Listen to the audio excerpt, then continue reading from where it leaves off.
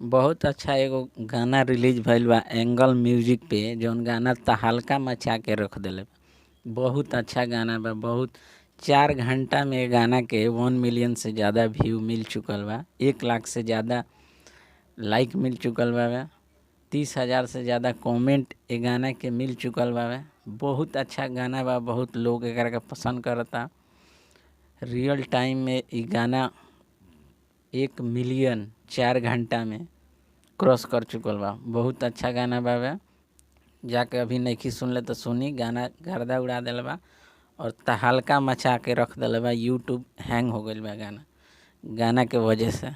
इतना ज़्यादा गाना पसंद कइल जाता कि हैंग हो गइल बा। बहुत अच्छा गाना बा और लिरिक्स लिखले बाड़े विजय चौहान और म्यूजिक बा आर्या शर्मा के और खेसारी लाल यादव गौले बने, साथ में शिल्पी राज और में फिट बाड़ी। बता दी आप सबके जोया खान बाड़ी में फिट। बहुत अच्छा डांस कैले बड़ी और खेसारी लाल यादव के साथ बवाल वीडियो कैले बड़ी।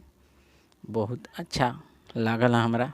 जा कर के सुनी। अभी नहीं सुन ले तो जा कर के एंगल म्यूजिक पर सुनी।